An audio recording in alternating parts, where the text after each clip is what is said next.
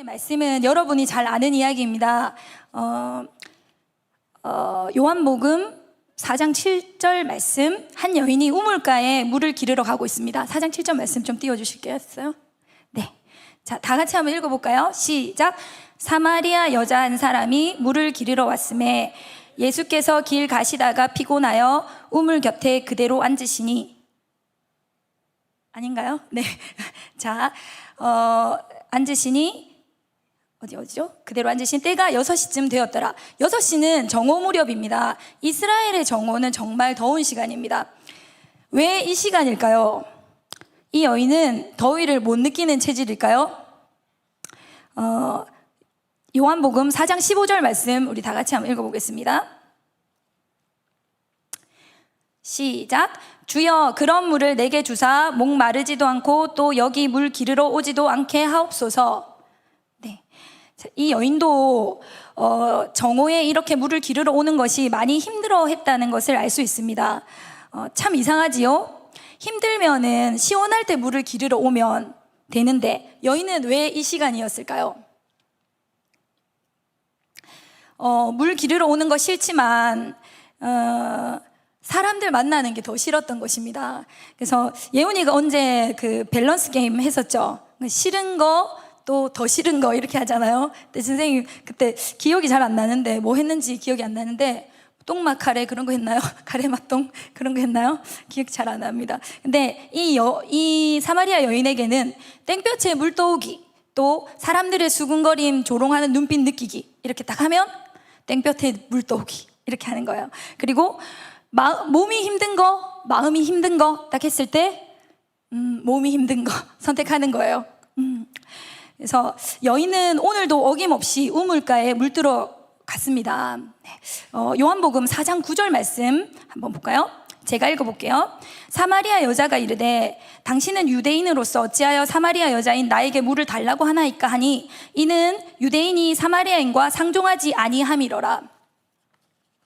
네, 유대인이 상종도 안 하는 사마리아 여인, 어쩌면 사마리아인들 사이에서도 상종 안 할 그런 낮고 낮은 인물, 아웃사이더, 이 여인에게 예수님은 눈을 맞추고 먼저 말을 걸어 주십니다. 여인은 뭐라고 대답하지요? 여인은 사마리아 여자인 나에게 물을 달라 하나이까 이렇게 묻고 있는데요. 그래서 여기서 우리가 화자의 태도와 어조를 파악하면은 말씀을 더 깊이 이해할 수 있습니다. 어떤 어조인 것 같아요? 사모님 생각에는 약간 경계하면서 좀 의아해하면서 이렇게 물어보고 있는 것 같아요. 그때 또 예수님이 이상한 말씀을 하세요. 요한복음 4장 10절 말씀. 네, 예수께서 대답하여 이르시되 내가 만일 하나님의 선물과 또 내게 물 달라 하는 이가 누구인 줄 알았더라면 네가 그에게 구하였을 것이요 그가 생수를 내게 주었으리라. 이해할 수 없는 말씀을 하시는 예수님이십니다. 하나님의 선물은 뭐고 도대체 이분은 누구지? 요한복음 4장 11절 말씀. 여자가 이르되 주여 물기를 그릇도 없고 이 우물은 깊은데 어디서 당신이 그 생수를 얻게 사옵니까? 우리 조상 야곱이 이 우물을 우리에게 주셨고 또 여기서 자기와 자기 아들들과 짐승이 다 마셨는데 당신은 야곱보다 더 크니까? 라고 말씀하고 있는데요. 물을 좀 달라고 하던 사람이 갑자기 물 줄까? 이렇게 말합니다. 물기를 그릇도 없고 우물도 깊은데 어떻게 생수를 떠요? 누구인데요 당신이? 우리 조상 야곱보다 당신이 크기라도 하는 말이에요? 이렇게 선생님이 느끼기에는 약간 비꼬는 말투, 아니면 좀 약간 어이없어 하는 모습, 선생님 같으면 약간 짜증이 났을 수도 있을 것 같아요. 그래서 그 다음 말씀을 보면 요한복음 4장 13절에서 14절 말씀, 우리 친구들 한번 같이 읽어볼까요? 시작.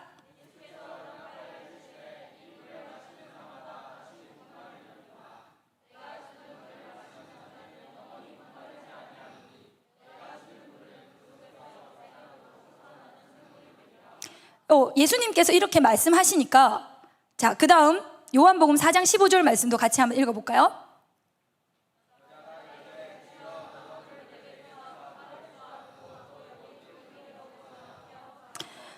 선생님은요 말씀을 보다가 여기서 사실 좀 막혔어요. 여인의 태도가 갑자기 바뀌어요. 여러분은 그렇게 생각이 되지 않나요? 좀 갑자기 뭐지? 뭐 물기를 그릇도 없고 우리 조상 야곱보다 커요? 뭐 이렇게 하다가 갑자기 그 물을 저에게 주세요. 이렇게 좀 완전 태도가 반전되고 있죠. 그래서 왜 갑자기 이러지? 이렇게 선생님 좀 기도를 했어요. 잠시. 이상하죠? 그래서 말씀이 떠올랐어요. 어떤 말씀이냐면 나다나엘에 대한 말씀인데요. 요한복음 1장 47절이 아닌 46절 한번 선생님 읽어볼게요. 나다나엘이 이르되 나사렛에서 무슨 선한 것이 날 수 있느냐? 빌립이 이르되 와서 보라 하니. 그럼 48절 49절 같이 48절 49절 여러분이 한번 읽어볼까요? 시작.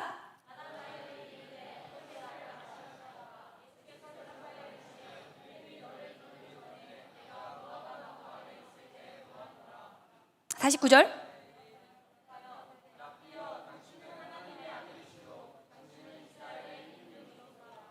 네, 빌립이 나다나엘에게 내가 메시아를 만났어 라고 말했을 때 나다나엘은 이렇게 말합니다. 나사렛 같은 시골 동네에서 무슨 선한 것이 날 수 있어 라며 냉소적으로 말합니다. 지금 시골 비하 발언을 하고 있죠. 네, 선생님 시골 출신인데요. 기분이 별로 안 좋지만 이런 나다나엘에게 예수님이 뭐라고 말씀하냐면 무화과 나무 아래 있을 때 보았노라 라고 말씀하시니까 갑자기 49절에서 180도 태도가 바뀝니다. 당신은 하나님의 아들입니다. 이렇게. 자, 무슨 일이 있었을까요? 무화과 나무 아래에서 나다나엘은 어떤 생각, 또 어떤 말, 어떤 기도를 하고 있었을까요? 성경에는 나와 있지 않지만 하나님과 나다나엘만 알고 있는 그것을 아시는 분, 하나님의 아들 아시는 분, 그분이 바로 하나님의 아들임을 인정하게 되는 것입니다. 다시 본문으로 돌아와서 여인의 입장이 되어서 한번 생각해 보겠습니다. 당신이 야곱보다 크세요? 하며 냉소적이던 여인이 그 물을 제게도 주세요 하고 태도가 바뀐 이유는 뭘까요? 매일매일 힘든 길을 물을 기르러 오면서 한 번 마시면 영원히 목마르지 않는 샘물이 있다면 얼마나 좋을까, 얼마나 좋을까. 여인은 이렇게 넋두리를 마음으로 했을지도 모릅니다. 그런데 이게 웬일입니까? 정말 영원히 목마르지 않는 물을 줄까? 이분이 나의 마음을 알고 계십니다. 아무에게도 이야기하지 않았던 마음으로 했던 말도 안 되는 소원을 토시 하나 틀리지 않고 마치 내 마음을 들여다보는 것 같이 그렇게 알고 계셨던 것입니다. 하나님을 인격적으로 만난 사람들은 다 알고 있어요. 처음에 하나님이 우리를 찾아오실 때 하나님은 우리가 주님을 하나님으로 인정할 수밖에 없도록 주님과 나만 아는 그런 방법으로 찾아오십니다. 사람들에게 말하면 진짜 작은 것일 수도 있고 우연 같아 보이는 일들 속에서도 자신은 알 수 있는 확신, 당신이 하나님 당신이시군요 라고 인정할 수밖에 없도록 그렇게 우리를 이끄십니다. 경험해 보신 친구들이 있을 거예요. 있나요? 네. 다시 본문으로 돌아와서 정말 그러면 좋겠어요. 그런 물이 있어서 물 들어오지 않아도 된다면 얼마나 좋을까요? 이렇게 말하는데요. 자, 그러면 지금 가장 나를 힘들게 하는 문제, 물을 기르러 오는 수고가 해결되어지면 이 여자는 행복해질까요? 질문입니다. 네. 행복해질까요? 집에 냉온 정수기가 있으면 행복할까요? 자, 하나님의 선물은요, 더 큰 것이었습니다.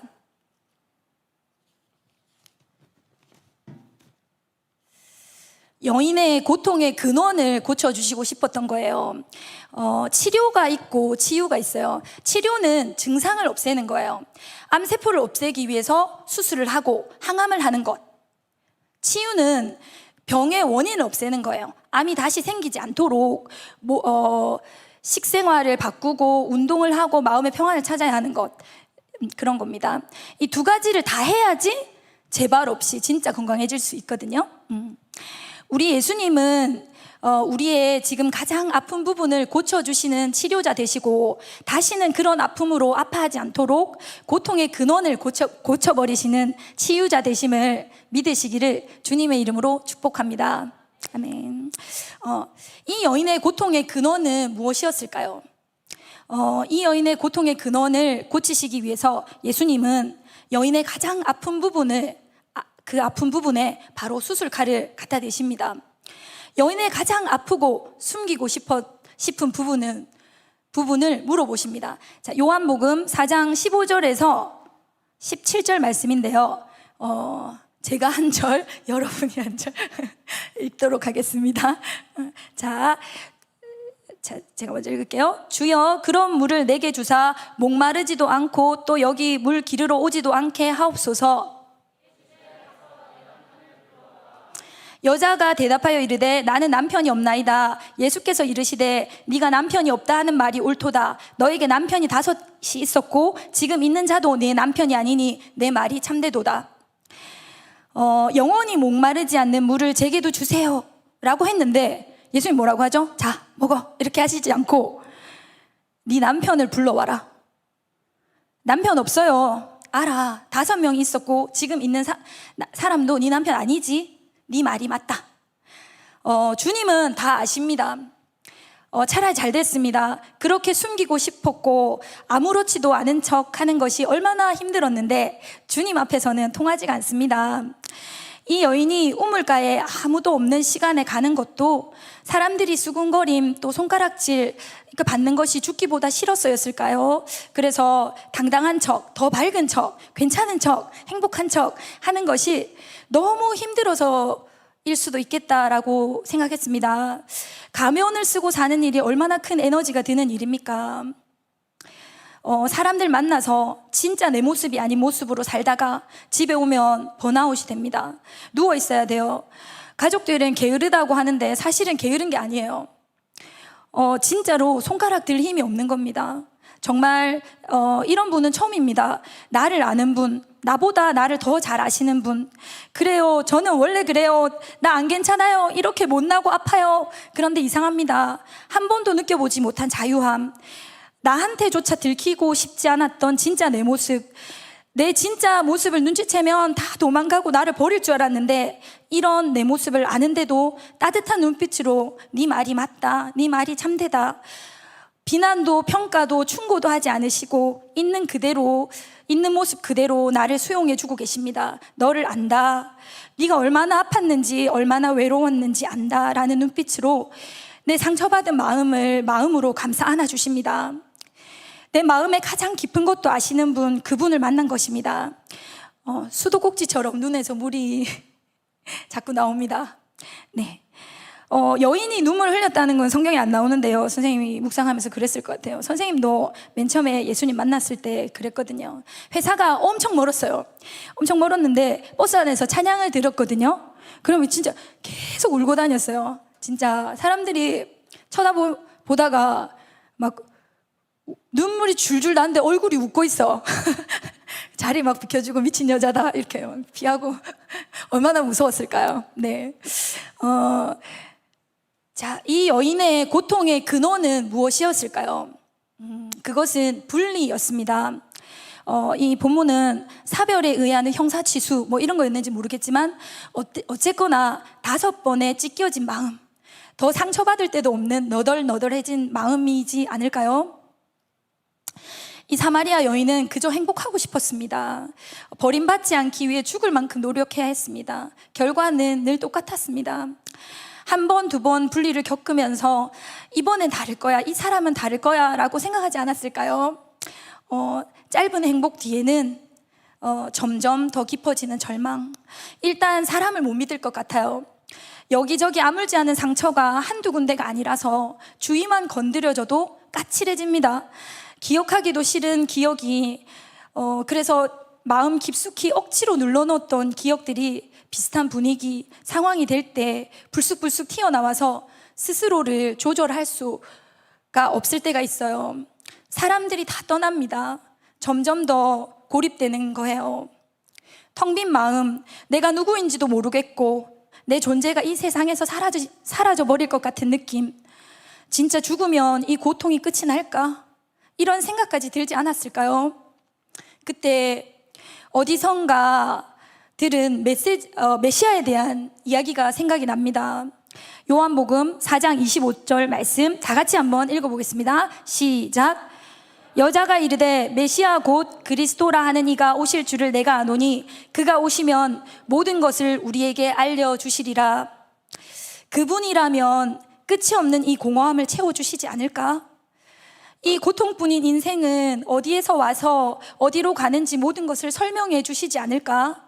내 인생의 문제를 해결해 줄 수 있는 유일한 분이 아닐까?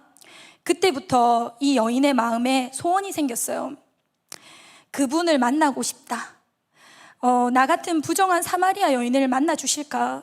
자격이 없는 나를 만나 주실까? 이런 죄인을 만나 주실까? 메시아가 계시다면 만나 주세요. 이 기도가 예수님을 이 우물로 이끌었는지도 모르겠습니다. 여자는 이 모든 것을 아시는 이분이 혹시라는 생각을 합니다. 자, 요한복음 4장 26절 말씀 다 같이 읽어보겠습니다. 시작. 예수께서 이르시되 내게 말하는 내가 그라 하시니라. 여인이 얼마나 놀랐을까요? 예수님이 그래 맞다, 내가 그다 라고 말씀하십니다. 네 기도를 내가 들었다. 여인의 고통의 시작은 언제였을까요? 네, 엄마 몸속에서 한 몸이 되어 살아가다가 어느 날 세상에 혼자 분리되었던 그때로 거슬러 올라갈 수 있습니다. 우리에게 기억은 없지만 엄청난 충격이었을 거예요. 세상에서 나를 가장 사랑하는 사람으로부터의 갑작스러운 버림받음의 충격. 미숙아 치료 방법 중에 캥거루 케어라는 것이 있는데 신생아가 이렇게 미숙아로 태어나면은 어머니의 가슴에 이렇게 눕혀서 서로 피부를 맞대고 있도록 하는 방법인데요. 이 미숙아의 생존율을 높이고 심각한 질환에 걸릴 확률도 낮추는 방법입니다. 아기들은 원래 눈에 안 보이면 있다고 믿고 안 보이면 없다고 믿어요. 끊임없이 안아주고 반응해 주어서 엄마가 내 눈에 보이지 않을 때도 엄마는 내 옆에 있구나, 나는 버림받은 게 아니구나, 내가 도움이 필요하면 언제든 달려와서 나를 도와줄 거야 라는 확신이 있을 때 아이는 자신감을 가지고 세상을 탐색하러 나가는 거예요. 스스로 독립되어 나갈 수 있는 거예요. 근데 이 과정이 잘 안 되면은 분리에 취약한 사람이 된다고 하더라고요. 그런데 여인의 고통 더 깊은 곳에는 더 깊이 내려가 보면 인간의 고통의 근원은 어쩌면 하나님과의 분리 때문일 것입니다. 사랑의 대상으로 우리를 만드시고 보시기에 심히 좋았다 하시고 우리를 위해서 아름다운 에덴 동산을 만들어주시고 행복을 누리며 살다가 어느 날 갑자기 에덴 동산에서 쫓겨남, 분리됨, 그 모든 축복을 잃어버리고 저주와 사망 가운데서 고통받으며 고통의 이유도 모르고 살아가고 있는 우리의 모습이 하나님을 떠난 우리의 모습이 아닌가요? 이런 우리를 사랑하셔서 우리를 구원하시려고 하나님 아버지는 선물을 준비하십니다. 그분이 바로 예수 그리스도이십니다. 요한복음 4장 10절 말씀 다 같이 읽어보겠습니다. 시작. 예수께서 대답하여 이르시되 내가 만일 하나님의 선물과 또 내게 물을 좀 달라 하는 이가 누구인지를 알았더라면 네가 그에게 구하였을 것이요 그가 생수를 내게 부어주었으리라. 그분이 친히 우리를 찾아오십니다. 근데 언제 찾아오실까요? 여인이 경건하고 거룩하고 흠 없이 살았을 때가 아닙니다. 로마서 5장 8절 말씀 다 같이 읽어보겠습니다. 시작. 우리가 아직 죄인 되었을 때에 그리스도께서 우리를 위하여 죽으심으로 하나님께서 우리에 대한 자기의 사랑을 확증하셨느니라. 캥거루 케어를 하면 엄마가 날 버린 게 아니구나 이렇게 생각하는 것처럼 하나님이 날 버린 게 아니구나, 이런 자격 없는 나를 사랑하셔서 찾아오시고 예수 그리스도라는 선물을 준비하셨구나.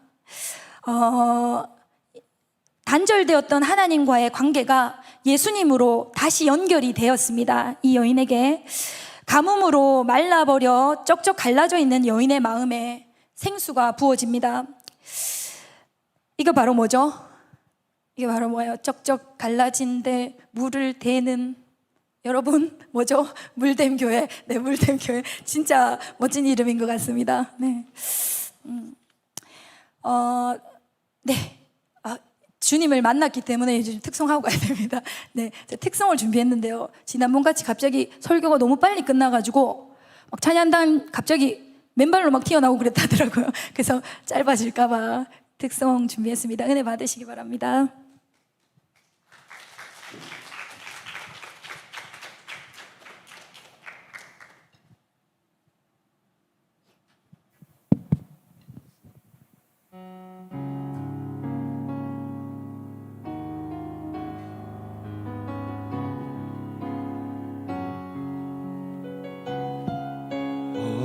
어느새부터 날 누르 가사를 좀 올려주세요. 내 안에 깊은 절망 아무 희망도 어떤 기대도 내겐 없는데 사람들의 외면과 날 거절하는 눈빛 아픈 상처로 짙은 어둠으로 깊이 쌓여만 가는데 어디선가 내게 들리는 하나님 아들 주님 이야기 그분이라면 그의 옷자락이라도 내 마지막 소망이니 주님을 만나네 옷자락에서 전해지는 사랑 내게 임한 주님의 능력 날 누르는 아픔의 근원을 고치셨네 날 바라보시네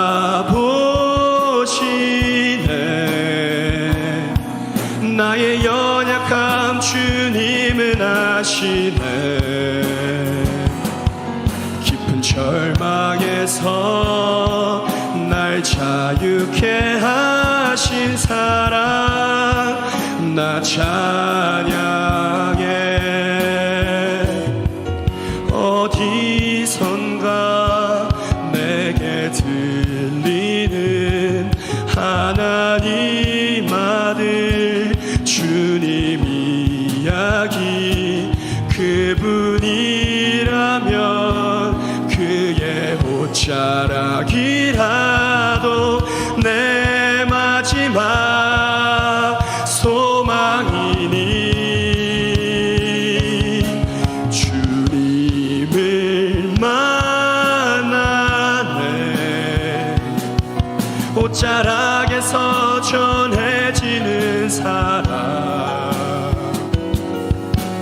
내게 임한 주님의 능력 날 누르는 아픔의 근원을 고치셨네 날 바라보시네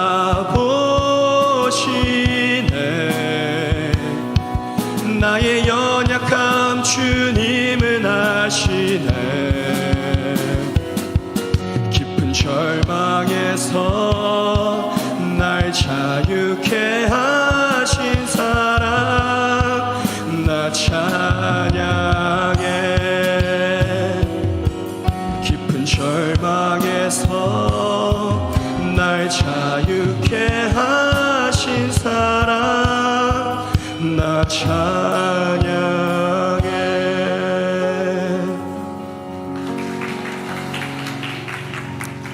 감사합니다. 제가 처음에 이 찬양을 들었을 때 진짜 눈물이 줄줄줄 나왔거든요. 너무 은혜가 되어서. 네, 그분을 모시려고 했는데 지금 그분이 스케줄이 너무 바쁘시더라고요. 달서에서 붕어빵을 굽고 있어요. 지금 사실 이 찬양은 혈류증으로 고침받은 여인의 노래인데 저는 그냥 사마리아 여인의 고백으로 들리더라고요. 설교 끝난 줄 혹시 알았는 거 아니죠? 아직 있어요 밑에. 자, 요한복음 4장 28절 말씀 다 같이 시작. 여자가 물동이를 버려두고 동네로 들어가서 이르되.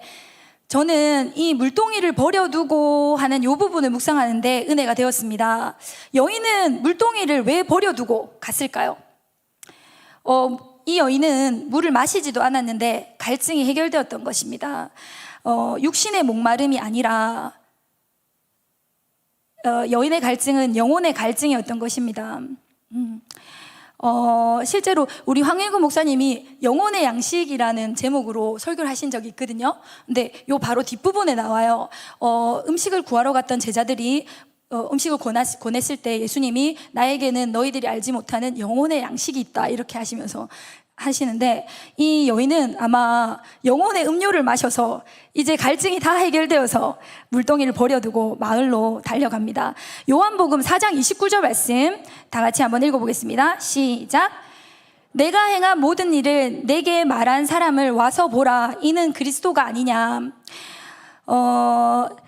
여인은 마을로 달려가서 나를 아시는 분이에요. 나의 아픔도, 나의 수치도, 나의 두려움도, 또 나의 억울함도, 나의 연약함도, 나의 갈망도 아시는 분이 나타났어요. 그분이 나를 만나러 오셨어요.